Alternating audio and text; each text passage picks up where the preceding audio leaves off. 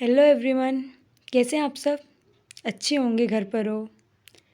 तो चलो आगे स्टार्ट करते हैं। आज हमें कौन सा चैप्टर पढ़ना है? Periodic classification of elements. तो फर्स्ट थिंग तो ये कि हमें एलिमेंट्स का क्लासिफिकेशन करने की इम्पोर्टेंस क्या है, इसका क्यों हमें ज़रूरत पड़ी कि हमें एलिमेंट्स का क्लासिफिकेशन करना चाहिए। ये इसलिए किया ताकि हमारे पास एलिमेंट्स तो इतने सारे थे, अगर हम उनकी स्टडी करने बैठे हैं तो एक तो हम ऑप्शन है हमारे पास कि हम एक एक एलिमेंट की उसकी पर्सनल स्टडी करें, जिसमें हमें बहुत टाइम लगेगा। एक एलिमेंट लो, फिर उसकी केमिकल प्रॉपर्टीज़ देखो, फिजिकल प्रॉपर्टीज़ देखो एक एक करके। या फिर हमारे पास दूसरा ऑप्शन है कि हम उसको बाकी एलिमेंट्स के साथ अरेंज करके उनकी कंपेरेटिव स्टडी करें। किसी भी एक एलिमेंट की पर्सनल स्टडी करने से बेटर ऑप्शन होता है कि हम उसकी कंपेरेटिव स्टडी करें, कि एक एलिमेंट को पूरा स्टडी कर लेंगे, देन दूसरे को उसके कंपैरिजन में लेके चलेंगे कि ये सारी सेम है और ये इनके डिफरेंस है। इस बेसिस पे अगर हम कभी स्टडी करते हैं तो बहुत ईजी मैनर में हम बहुत सारे एलिमेंट्स को बहुत कम टाइम में स्टडी कर पाते हैं। तो टाइम को बचाने के लिए और एक अपना एक सिस्टमेटिक तरीके से करने के लिए हमें इसको क्लासिफिकेशन करने की ज़रूरत पड़ी। तो चलो स्टार्ट करते हैं। हमें इस चैप्टर में क्या क्या देखना है? हमें कुछ डिस्कवरीज़ देखनी है, उसके बाद कुछ प्रॉपर्टीज़ देखनी है। डिस्कवरीज़ तो क्या कि हमारी कैसे कैसे हमने क्लासीफाई किया एलिमेंट्स को, कैसे स्टार्टिंग की, फिर कैसे कैसे उसमें मॉडिफिकेशंस आते गए और फाइनली हमारी मॉडर्न पीरियोडिक टेबल बनी, और फिर उस पीरियोडिक टेबल की कुछ प्रॉपर्टीज़ देखनी है। तो स्टार्ट करते हैं। Early attempts of classification of the elements. सबसे पहले अटेम्प्ट किया था डोबेरियन ट्रायड्स, डोबेरियन नाम का साइंटिस्ट था, उसने ट्रायड रूल दिया। लॉ ऑफ ट्रायड के बेसिस पे क्या था कि when elements are arrange in order of their increasing atomic masses, the atomic mass of the middle element was approximately the mean of the atomic masses of the other two elements. For example, consider the triad of lithium, sodium, potassium. The atomic mass of sodium is the mean of the atomic masses of lithium and potassium. इनका मतलब क्या था कि इन्होंने triads बनाए, increasing masses के basis पे तीन तीन एलिमेंट्स को चूज़ किया। फिर उन्होंने देखा कि फर्स्ट और थर्ड इन दोनों एलिमेंट्स का जो एटॉमिक मास है, जब हम उसका मीन निकालते हैं तो जो एटॉमिक मास निकल के आता है वो एग्जैक्टली किसके सेम है? मिडिल वाले के सेम है। तो इस तरीके से हम तीन तीन का ट्रायड लेके सारे एलिमेंट्स को अरेंज कर दें। लेकिन लॉ ऑफ ट्रायड ज़्यादा पॉसिबल सक्सेसफुल नहीं हुआ, क्योंकि ज़्यादा एलिमेंट्स पे लग भी नहीं पाया, बहुत ही कम सेट बन सके ट्रायड के, और ज़्यादा एलिमेंट्स की स्टडी से नहीं कर पाए, तो ये फेल हुआ। फिर उसके बाद लॉ दिया था ऑक्टेव ने, Newlands law of Octave, Newlands ने दिया था ऑक्टेव रूल। तो लॉ ऑफ ऑक्टेव का मतलब था when elements are arranged in increasing order of their atomic masses, the properties of every eighth element is similar to first। कि इसने क्या किया, एलिमेंट्स को फर्स्ट टू एट ऐसे अरेंज करता गया। तो इसने क्या देखा, हर सेवन्थ एलिमेंट के बाद जो एट्थ एलिमेंट आ रहा है उसकी प्रॉपर्टीज सिमिलर है टू फर्स्ट एलिमेंट। तो इस तरीके से इसने सोचा कि अगर इस तरीके से एलिमेंट्स को हम अरेंज करेंगे तो हम उसकी कंपेरेटिव स्टडी कर सकते हैं। लेकिन इसकी कुछ लिमिटेशंस आ गई। लिमिटेशंस क्या थी? Newland could arrange elements only up to calcium out of the total 56 elements. जब ऑक्टेव रूल दिया गया था तब एलिमेंट्स डिस्कवर हो गए थे अप्रॉक्सीमेट 56, लेकिन ये जो ऑक्टेव रूल इसने दिया ये ओनली अरेंज कर पाया कहाँ तक? Only calcium. कैल्शियम का कितने एलिमेंट्स हो गए? 20 एलिमेंट्स। ओनली 20 एलिमेंट्स को ही अरेंज कर पाया, बाकी नहीं कर पाया। दूसरी लिमिटेशन आई, after calcium every eighth element did not possess property similar to that first. कि वो ही बात होगी कि आगे नहीं कर पाए क्योंकि प्रॉपर्टी सेम हो ही नहीं रही थी आगे। फिर only 56 element were known at the time of Newland, but later several new elements were discover. कि उसके टाइम तक ओनली 56 ही डिस्कवर थे, लेकिन उसके बाद कुछ न्यू एलिमेंट्स और डिस्कवर हुए। और न्यू एलिमेंट्स जो डिस्कवर हुए, in order to fit the existing element arrangement, Newland placed two elements in the same position which differ in their properties। इसने पहले तो फिक्स कर दिया, लेकिन बाद में जब न्यू एलिमेंट डिस्कवर हो के आए तो उनको भी तो कहीं प्लेस रखनी थी। अब उनमें से कई एलिमेंट्स ऐसे थे जिनकी प्रॉपर्टीज़ और मास वगैरह ऊपर जो अरेंज हो चुके थे उनमें भी लाया कर रहे थे, तो वो सिस्टम बिगड़ गया उसका पूरा। ऊपर से इसने जब अरेंज किया तो इसने प्रॉपर्टीज़ पे ध्यान नहीं दिया कि क्या किया कि 2 एलिमेंट जिनकी सेम पोजीशन दे दी और उनकी प्रॉपर्टीज़ ही डिफरेंट है, तो ये मतलब पॉसिबल नहीं हो पाया। जैसे एग्जांपल है कि आयरन की जो प्रॉपर्टीज़ है वो कोबाल्ट और निकल से मैच करती हैं, लेकिन उसको आयरन को कोबाल्ट और निकल के पास रखने के बजाय उसने काफ़ी दूर रख दिया, तो ये इसकी लिमिटेशन थी। और एक लास्ट लिमिटेशन थी, the periodic table did not include inert gases, कि उसकी पीरियडिक टेबल में इनर्ट गैसेस की जगह ही नहीं थी और तब तक इनर्ट गैसेस डिस्कवर भी नहीं हुई थी। फिर आती है तो थोड़ी बहुत ठीक थी मेंडलीव पीरियडिक टेबल। एक चीज़ देखो, अभी तक जितने भी पीरियडिक टेबल के हमने पढ़े हैं ना, तो ऑक्टेव रूल, ट्रायड और मेंडलीव, तीनों की तीनों किस पे बेस थी? एटॉमिक मास पे बेस है। पूछा जाए ना किस बेसिस पे इनको बनाया, तो एटॉमिक मास के बेसिस पे बनाया। फिर मेंडलीव के पीरियडिक टेबल कि Mendeleev believe that the atomic mass of an element was the most fundamental property in classify element, कि मेंडलीव का मानना था कि अगर एलिमेंट्स को क्लासीफाई करना है तो फंडामेंटल प्रॉपर्टी क्या होती है? Atomic mass. Mendeleev arranged elements in the increasing order of their atomic masses and observed that the elements show repetition after certain interval in their physical and chemical properties, कि Mendeleev ने उनको atomic masses के increase होने के according उनको arrange किया। फिर उसने देखा कि कुछ सर्टेन लिमिटेशन, मतलब सर्टेन रिपीटेशन के बाद मतलब रिपीट हो रही है, कुछ नंबर्स के बाद रिपीट हो रही है फिजिकल और केमिकल प्रॉपर्टीज़। तो उसने क्या किया कि जो जैसे फर्स्ट से स्टार्ट किया, कुछ आगे जाके वो रिपीट हुई, तो उस रिपीट वाले को वापस फर्स्ट वाले के नीचे ला के रख दिया। फिर लाइन पूरी रो हॉरिजॉन्टल रो बनाई, फिर उसके बाद वाले को उसके नीचे ला के रख दिया, और इस तरीके से उसने पूरी टेबल बनाई। Mendeleev placed the element below the first element and started second row.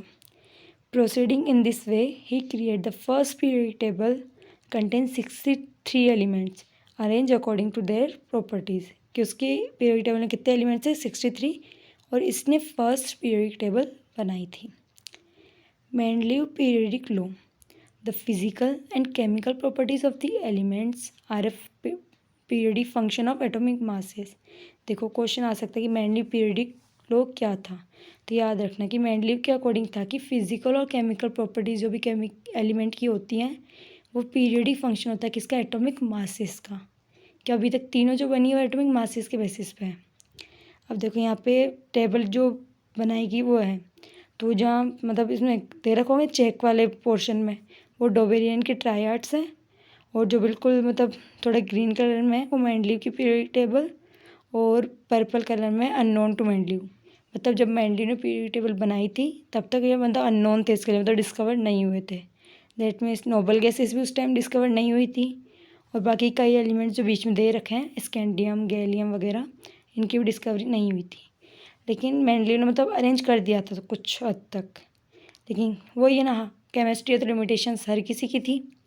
तो यहाँ पे भी मेंडलीव के पीरियडिक टेबल के बारे में पहले फीचर्स हैं फिर उसके लिमिटेशंस पढ़ेंगे। तो फीचर्स हैं, there are 7 horizontal rows in the periodic table, number from 1 to 7, these 7 rows are called periods. कि यहाँ पे उसने कितनी रोज बनाई? मतलब 7 हॉरिजॉन्टल रोज बनाई 1 to 7 तक, जिन्हें हम क्या बोलते हैं? पीरियड्स। फिर उसके बाद उसने किया, there are 8 vertical column, number from 1 to 8, these 8 columns are called groups. Group 1 to 7 are further divided into subgroup A and B. कि उसने 8 कॉलम्स बनाए वर्टिकल, जिनको हम क्या बोलते हैं? ग्रुप। और जिसमें भी 1 to 7 तक जो ग्रुप्स थे उनको भी उनके सब ग्रुप्स में डिवाइड कर दिया, 1A 1 2, मतलब 1A 1B, सेकेंड ए सेकेंड बी, ऐसे ए बी के अंदर अरेंज कर दिया। तो क्या मिला ऐसे कि हॉरिजॉन्टल जो रोज होती है उनको हम पीरियड्स बोलते हैं और वर्टिकल को हम ग्रुप्स बोलते हैं। The properties of elements in a particular period show regular gradation from left to right. ये तो इसके फीचर्स हैं। फिर वही है ना कि हर चीज़ के मेरिट्स भी होते हैं और डीमेरिट्स भी होते हैं। तो फर्स्ट हम पढ़ते हैं merits of Mendeleev periodic table, कि वो कहाँ तक सक्सेस हुई या क्या उसमें अच्छी अच्छी चीज़ें थी, और फिर उसके डीमेरिट्स। तो फर्स्ट है मेंडलीव के मेरिट्स, कि Mendeleev kept some blank space in the periodic table for the elements which were yet to be discover. कि मेंडलीव ने क्या किया कि उसकी तरह नहीं किया, मतलब डोबे उसकी ऑक्टेव न्यूलैंड्स की तरह, कि उसने पूरी भर दी थी, जगह ही नहीं छोड़ी बाद में उसके लिए। लेकिन इसने क्या किया, मेंडलीव ने कई जगह ब्लैंक स्पेसेस छोड़े थे। किसके लिए? कि जो एलिमेंट्स अभी तक डिस्कवर नहीं हुए हैं, अगर वो इन फ्यूचर डिस्कवर होंगे तो उन्हें कहाँ रखा जाएगा। कि उसके अकॉर्डिंग था कि ऐसे ऐसे एलिमेंट की प्रॉपर्टीज़ डिस्कवर हो सकती हैं, तो उनको वहाँ रखने के लिए ऑलरेडी उसने ब्लैंक स्पेसेस छोड़ी थी। जैसे उसने प्रेडिक्ट एलिमेंट किया था, एक का बोरोन, एक का एल्यूमिनियम, एक का सिलिकॉन, कि ऐसा कुछ एलिमेंट आएगा जिसको बोरोन के नीचे रख सकें, ऐसा कुछ आएगा जो एल्यूमिनियम के नीचे और सिलिकॉन के नीचे। दैट मीन्स उनकी तो जो न्यू एलिमेंट्स आएंगे उनकी प्रॉपर्टीज़ इनसे कुछ सिमिलर होंगी, इसलिए उसके आगे एका लगा के, मतलब बोरोन से सिमिलर होगी तो एका बोरोन, एल्यूमिनियम से होगी एका एल्यूमिनियम और सिलिकॉन से एका सिलिकॉन। जो एक्चुअल में बाद में जब डिस्कवर हुए तो उनका नाम निकाला गया स्कैंडियम, गैलियम और जर्मेनियम। फिर उसके बाद सेकेंड मेरिट में आता है, he also predict properties of some elements even before their discovery which were later found to be correct. कि उसने जो प्रेडिक्शन की थी वो एक्चुअली करेक्ट भी निकली। कि उसने बताया था, जैसे एग्जांपल लिया है एका एल्यूमिनियम का, कि उसने उसका एटॉमिक मास अप्रॉक्सीमेट बताया था कि 68 एटॉमिक मास होगा उसका। तो जब वो डिस्कवर हुआ गैलियम तो उसका एटॉमिक मास था एग्जैक्ट 68 नहीं बट 69.7, कुछ ज़्यादा बट आसपास था। और उसने कुछ ऑक्साइड और फ्लोराइड की फॉर्मूला भी पहले ही दे दिए थे कि जो एलिमेंट डिस्कवर होगा उसकी ऐसे ऐसे वैलेंसी होंगी और उसका ऑक्साइड का और क्लोराइड्स के फॉर्मूला इस तरीके से बनेंगे। तो ये भी करेक्ट निकला, तो ये उसके मेरिट्स हुए। Mendeleev period table could accommodate noble gases when they were discover. और नोबल गैसेस के लिए भी उसने स्पेस छोड़ रखी थी कि जिससे जब नोबल गैसेस डिस्कवर हुई तो वो वहाँ अकोमोडेट हो सकती हैं। फिर इसके डीमेरिट्स मेंडलीव के, hydrogen resemble alkali metal as well as halogen, so a correct position could not be assigned to be hydrogen in period table. कि जो हाइड्रोजन होता है उसकी कुछ प्रॉपर्टीज अल्कली मेटल से मिलती हैं, कुछ हेलोजन से। तो मतलब ये डिसाइड नहीं कर पाए कि हाइड्रोजन को रखा कहाँ जाए, हाइड्रोजन के लिए कोई प्रॉपर स्पेस नहीं बनाई गई। Second, the position of isotopes could not explain. देखो आइसोटॉप्स क्या होते हैं कि एलिमेंट, मतलब ऐसे एलिमेंट्स जिनका एटॉमिक नंबर सेम हो बट एटॉमिक मास डिफरेंट हो, तो उन्हें बोलते हैं हम क्या, आइसोटॉप्स। तो इसने क्या किया कि अब एटॉमिक नंबर सेम है, दैट मीन्स उनकी कुछ प्रॉपर्टीज़ भी सेम है। और इस तरीके से अगर, और इसलिए उनके लिए मतलब इस प्रॉपर जगह नहीं बनाएगी, क्योंकि इसके किस अकॉर्डिंग बनाई थी टेबल, इंक्रीजिंग एटॉमिक मास। मतलब जैसे हाइड्रोजन के 3 आइसोटॉप होते हैं, हाइड्रोजन के मतलब प्लूटोनियम, ड्यूटेरियम, ट्रिटियम, तो उनके मास अलग अलग होते हैं ना। तो अगर उस तरीके से हम इन्हें अरेंज करेंगे तो पहले मतलब प्रोटियम को रख देंगे, ड्यूटेरियम को रख देंगे, फिर ट्रिटियम को रख देंगे। तो तीनों की प्रॉपर्टीज़ तो सेम है, एक एटॉमिक मास ही तो डिफरेंट है, और उनको हम अलग अलग ग्रुप्स में रख देंगे ऐसे तो ये तो गलत अरेंजमेंट हो जाएगा। तो इसलिए भी ये भी इसका डिमेरिट था। फिर है, at certain places an element of higher atomic mass was placed before an element of lower atomic mass. कि एक जगह मतलब कई कई जगह क्या हुआ कि इसने अरेंज किस अकॉर्डिंग किया था, इंक्रीज एटॉमिक मास। लेकिन कई कई जगह क्या था कि ज़्यादा मतलब जिसका एटॉमिक मास ज़्यादा है उसको पहले रख दिया था और कम वाले को बाद में रख दिया था। जैसे एग्जांपल के लिए है कोबाल्ट और निकल, कि कोबाल्ट का मास होता है 58.9 और निकल का होता है 58.7, लेकिन पहले कोबाल्ट को रख दिया और बाद में निकल को रख दिया, जबकि आना निकल पहले और कोबाल्ट बाद में चाहिए था। तो ये भी इसके डिमेरिट्स हुए। फिर है, some elements place in the same sub group had different property. कुछ एलिमेंट्स ऐसे थे कि जिनकी प्रॉपर्टीज़ डिफरेंट थी लेकिन उनको फिर भी सेम उसमें सब ग्रुप में रख दिया। जैसे एग्जांपल है manganese is place with halogen which are totally different. कि मैग्नीज और हेलोजन की तो प्रॉपर्टीज़ मैच ही नहीं करती दूर दूर तक, लेकिन उनको फिर भी साथ रख दिया। जैसे यहाँ पे हैं, देखो यहाँ फ्लोरीन, क्लोरीन, फिर मैग्नीज को रख दिया। हेलोजन की प्रॉपर्टीज़ और मैग्नीज की प्रॉपर्टीज़ तो टोटली डिफरेंट है, लेकिन उनको फिर भी सेम ग्रुप में रख दिया। तो ये इसके कुछ डिमेरिट्स थे।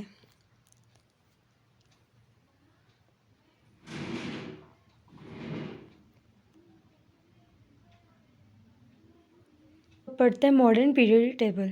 फर्स्ट, अगर किसी को भी स्पीड ज़्यादा लग रही हो मेरी तो है ना, मतलब स्पीड कम करके देख लेना वीडियो, और अगर किसी को कुछ समझ ना आए तो वीडियो पीछे से वापस देख लेना। तो आगे फाइनली पढ़ते हैं मॉडर्न पीरियोडिक टेबल, जो हम प्रेजेंट टाइम में पीरियोडिक टेबल पढ़ते हैं वो वाली। तो इसको बनाया था 1913 में हेनरी मोसले ने, और ये वाली पीरियोडिक टेबल बनी थी एटॉमिक नंबर के बेसिस पे। अभी तक जो तीनों पढ़ी वो एटॉमिक मास के बेसिस पे थी, और इसको बनाया था मोसले ने एटॉमिक नंबर के बेसिस पे। He proved that the atomic number is the fundamental property rather than its atomic mass. Modern periodic law, पहले जो मेंडलीव का लॉ था वो था properties of elements are periodic function of atomic mass, और जो मॉडर्न पीरियोडिक लॉ है वो है properties of elements are the periodic function of atomic number. The periodic table based on modern periodic law is called modern periodic table, जो ये रही कि इसके अंदर इस तरीके से बनाई गई, और यहाँ पे मतलब बोरोन, सिलिकॉन, गैलियम, मतलब जिगजैग लाइन एक बनाई गई है, जो मतलब कुछ होते हैं मेटल, नॉन मेटल, और एक होते हैं मेटेलॉइड्स। मेटेलॉइड्स होते हैं जो मेटल और नॉन मेटल दोनों की प्रॉपर्टीज़ कंडक्ट करते हैं, मतलब बीच की प्रॉपर्टीज़ होती है जिनकी। देखो position of elements in the periodic table, देखो periods, the horizontal rows in the modern periodic table are called periods. The modern periodic table consists of 7 periods which are numbered from 1 to 7. In each period, a new shell starts filling up. The period number also the number of shell which start filling up. कि हर जब हम period में जाते जाते हैं ना, कि first period, second period, third period, तो हर पीरियड में बढ़ते बढ़ते एटॉमिक मतलब वो शेल का नंबर बढ़ता जाता है, और जो पीरियड नंबर होता है उसी नंबर की शेल ऐड होती जाती है। कि जैसे फर्स्ट वाला पीरियड है उसमें 1 शेल होती है, सेकंड पीरियड में 2 शेल हो जाती है, थर्ड में मतलब 3 हो जाती है, फोर्थ में 4 हो जाती है। जैसे नंबर ऑफ शेल के अकॉर्डिंग शेल का नंबर बढ़ता जाता है। The element in the period have consecutive atomic numbers and the number of element in each period is given below. The first period contains 2 elements is called very short period, कि first period में only 2 elements होते हैं, hydrogen और helium. फिर second period and third period contain 8 elements are called short periods. Fourth and fifth period are long period and contain 18 elements. Sixth period is longest and contain 32 elements.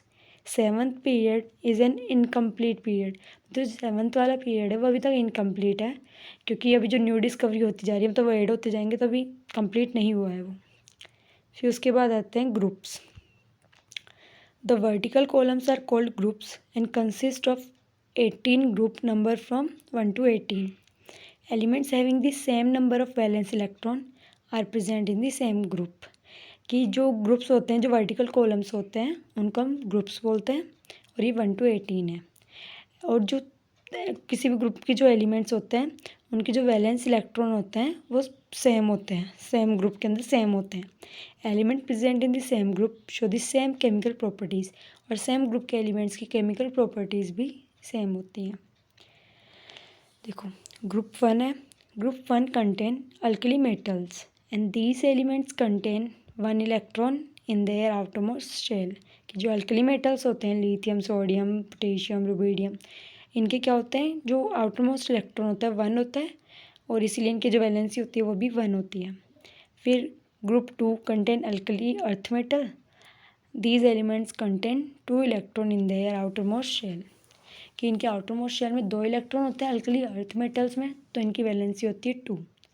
तो इससे simple क्या समझ आता है, valency क्या होती है, वैलेंसी होती है कि आपकी आउटर मोस्ट शेल में कितने इलेक्ट्रॉन्स हैं, उसको हम वैलेंसी बोलते हैं। फिर group 3 to 12 have 2 outer most shells incomplete, मतलब जो 3 to 12 होता है उनकी जो शेल होती है आउटर मोस्ट, वो 2 शेल एक साथ चलती है जो इनकम्प्लीट होती है। और कौन कौन सी होती है वो आपके मतलब 10th के बेसिस पे तो नहीं है, वैसे S और D 2 शेल होती है जो इनकम्प्लीट चलती रहती हैं, लेकिन वो 10th में नहीं है। फिर है group 18 elements have complete outermost shell, so they are called noble gases. कि जो 18th वाला ग्रुप होता है उसमें आउटरमोस्ट जो शेल होती है वो कंप्लीट होती है, और इसीलिए इनको नोबल गैसेस बोलते हैं। मतलब इनको किससे कोई मतलब नहीं होता, ना किससे कुछ लेना ना देना। The element hydrogen has been placed at the top of group 1 because its electronic configuration is similar to alkali metals. अभी तक हमने क्या पढ़ा था कि हाइड्रोजन उसकी जो प्रॉपर्टीज़ होती है वो अल्कली मेटल से भी मतलब मैच करती है, और हेलोजन से भी। इसीलिए उसकी कोई करेक्ट मतलब जगह डिसाइड नहीं की थी उसको कहाँ रखें, लेकिन जो मॉडर्न पीरियोडिक टेबल बनी है उसको हमने रखा है एल्कली मेटल्स के ऊपर, क्योंकि जो उसका इलेक्ट्रॉनिक कॉन्फ़िगरेशन आता है, जो उसके आउटरमोस्ट शेल में जो इलेक्ट्रॉन है वो 1 होता है, इसीलिए हम उसको एल्कली मेटल्स के ऊपर रखते हैं। फिर कुछ ट्रेंड्स की बात करते हैं, और ये ट्रेंड्स बहुत ज़्यादा इंपॉर्टेंट है। मतलब मोस्टली क्वेश्चंस जो उठते हैं ना, या तो सीधे सीधे लॉ के नेम पे उठेंगे कि ये लॉ किसने दिया, ये वो, और नहीं तो मेन क्वेश्चंस आते हैं वो ट्रेंड्स पे आते हैं। Valency, atomic size, electronic configuration, क्या इलेक्ट्रोनेगेटिविटी वगैरह पे। तो फर्स्ट पढ़ते हैं valency. The valency of an element is determined by the number of valence electron present in its outermost shell.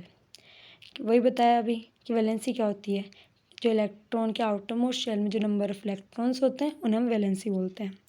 In a group all the elements have the same number of valence electron. एक group में जो elements होते हैं उनके valence electron same होते हैं। On moving from left to right in each short period the valency increases from 1 to 4 and then decrease to 0।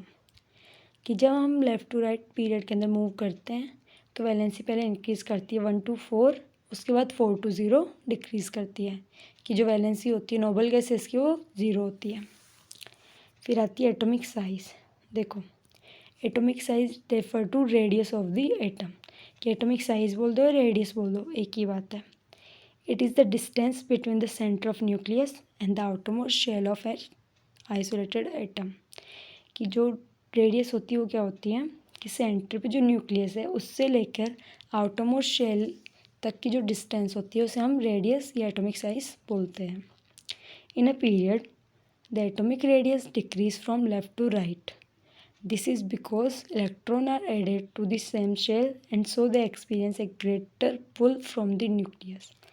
कि जब हम पीरियड में लेफ्ट टू राइट जब मूव करते हैं ना, शेल नंबर तो सेम है, बस नंबर ऑफ इलेक्ट्रॉन्स बढ़ रहे हैं। अब इलेक्ट्रॉन्स बढ़ रहे हैं तो क्या होता है कि जो न्यूक्लियस का अट्रैक्शन होता है उन पे बढ़ता जाता है इलेक्ट्रॉन्स पे, और इसी वजह से वो न्यूक्लियस की तरफ अट्रैक्ट होता है, और जो एटम होता है उसकी साइज श्रिंक कर जाती है। तो इसीलिए बोलते हैं जब हम पीरियड में मूव करते हैं ना लेफ़्ट टू राइट, तो क्या करती है जो एटॉमिक साइज़ होती है वो डिक्रीज़ होती है। वहीं हम ग्रुप की बात करें कि जब हम ग्रुप में टॉप टू बॉटम मूव करते हैं तो एटॉमिक जो रेडियस होती है वो इंक्रीज़ करती है। क्यों? क्योंकि जब हम टॉप टू बॉटम आते हैं तो शेल के नंबर बढ़ते हैं। पीरियड में तो क्या हो रहा था, शेल के नंबर सेम थे, बस इलेक्ट्रॉन्स बढ़ रहे थे, जबकि ग्रुप के अंदर क्या होता है शेल के नंबर ही बढ़ते जाते हैं। और जब शेल के नंबर बढ़ते जाएंगे तो जो आउटर मोस्ट शेल के अंदर इलेक्ट्रॉन्स होंगे उसकी डिस्टेंस तो बढ़ती जाएगी ना न्यूक्लियस से, तो न्यूक्लियस उतना इफेक्टिवली उसको अट्रैक्ट नहीं कर पाएगा खुद की तरफ, और इसीलिए साइज़ इंक्रीज़ करती है ग्रुप के अंदर। फिर लास्ट आता है मेटेलिक एंड नॉन मेटेलिक जो प्रॉपर्टीज़ होती है। देखो, metal show a tendency to lose electron and are said to be electropositive. फिर non metals show a tendency to accept और share electron and are said to be electronegative. Moving from left to right in a period, the metallic character decrease and the non-metallic character increase. The atomic size decrease, so electrons are not released easily. देखो simple, metals क्या होते हैं? Metals वो होते हैं जो electrons को loose करते हैं, इलेक्ट्रॉन्स इजीली लूज़ कर देते हैं, और इसीलिए हम बोलते हैं जो मेटल्स होते हैं वो क्या होते हैं, इलेक्ट्रोपॉजिटिव। देन नॉन मेटल्स की टेंडेंसी होती है इलेक्ट्रॉन एक्सेप्ट करने की, और यह शेयर पे मतलब इलेक्ट्रॉन्स को शेयर करने की, तो इसीलिए हम नॉन मेटल्स को बोल देते हैं कि ये इलेक्ट्रोनेगेटिव होते हैं। मेटल नॉन मेटल हम चैप्टर पढ़ चुके हैं पहले, तो प्रॉपर्टीज़ वगैरह तो हमें भी पता है मेटल नॉन मेटल की। फिर उसके बाद है कि जब हम लेफ़्ट टू राइट पीरियड के अंदर मूव करते हैं तो मेटेलिक कैरेक्टर डिक्रीज़ करता जाता है और नॉन मेटेलिक कैरेक्टर इंक्रीज़ करता है, क्योंकि जब हम लेफ़्ट टू राइट मूव करते हैं तो एटॉमिक साइज़ डिक्रीज़ हो जाती है। एटॉमिक साइज़ डिक्रीज़ हो जाती है तो न्यूक्लियस का फोर्स बढ़ जाता है इलेक्ट्रॉन के लिए, तो इलेक्ट्रॉन को हम लूज़ नहीं कर पाते, इसीलिए वहाँ हम इलेक्ट्रॉन एक्सेप्ट करने की टेंडेंसी बढ़ जाती है। इसीलिए जब हम लेफ़्ट टू राइट जाते हैं तो वहाँ मेटेलिक कैरेक्टर डिक्रीज़ करके नॉन मेटेलिक कैरेक्टर इंक्रीज़ कर जाता है, क्योंकि नॉन मेटेलिक का कैरेक्टर क्या होता है, इलेक्ट्रॉन एक्सेप्ट करना। फिर in a group the metallic character increase from top to bottom and the non metallic character decrease कि जब ग्रुप के अंदर मूव करते हैं टॉप टू बॉटम, तो जो मेटेलिक कैरेक्टर होता है वो बढ़ता है और नॉन मेटेलिक घटता है। क्यों? क्योंकि जब हम टॉप टू बॉटम मूव करेंगे तो नंबर ऑफ़ शेल बढ़ेगी, साइज़ बढ़ेगा, न्यूक्लियस का जो अट्रैक्शन है बाहर की तरफ इलेक्ट्रॉन पे वो कम हो जाएगा तो जो बाहर वाला इलेक्ट्रॉन है वो ईजीली लूज़ कर पाएंगे हम। और इलेक्ट्रॉन लूज़ करेंगे तो कौन सी टेंडेंसी होगी? मेटल के कैरेक्टर। दैट मीन्स जब हम ग्रुप के अंदर डाउन द ग्रुप जाते हैं तो वहाँ मेटेलिक कैरेक्टर बढ़ता है और नॉन मेटेलिक कैरेक्टर कम होता जाता है। फिर है element on the left of the periodic table are all metals and on the right periodic table are called non metals. कि जो पीरियोडिक टेबल है उसमें जो लेफ्ट साइड होता है उनके लिए हम जनरली कहते हैं ये मेटल्स हैं और राइट साइड वालों को नॉन मेटल्स। लेकिन वहाँ बीच में एक जिगजैग लाइन बनती है पीरियोडिक टेबल में जो सेपरेट करती है मेटल और नॉन मेटल को। और इस लाइन के जो बॉर्डर लाइन एलिमेंट्स होते हैं ना वो इंटरमीडिएट प्रॉपर्टी के होते हैं जिनको हम बोलते हैं मेटेलॉइड्स। दैट मीन्स उनकी कुछ प्रॉपर्टी मेटल्स की होती है और कुछ नॉन मेटल्स की। वो इंटरमीडिएट प्रॉपर्टी रखते हैं जिनको हम बोलते हैं मेटेलॉइड्स। तो ये चैप्टर हुआ कंप्लीट। देखो ये पूरे नोट्स नहीं है चैप्टर के, मतलब एक तरीके से देखा जाए तो ये चैप्टर की समरी है, शॉर्ट नोट्स हैं। तो मतलब इसमें मेन पॉइंट्स लिए गए हैं कि ये पूरा नहीं है। तो इन नोट्स को पढ़ने के बाद भी आप अपनी NCERT वापस पढ़ना और अच्छे से पढ़ना। अगर कुछ भी डाउट आए तो आप वापस पूछ सकते हैं पर्सनली, आपको आपके क्वेश्चंस के आंसर मिल जाएंगे। पर्सनली में तो डाउट पूछ सकते हैं कि ये नहीं समझ आया या ये वीडियो देखने के बाद भी कोई बात ना समझ आए तो आप पर्सनली पूछ लेना। ठीक है, बाय, थैंक यू।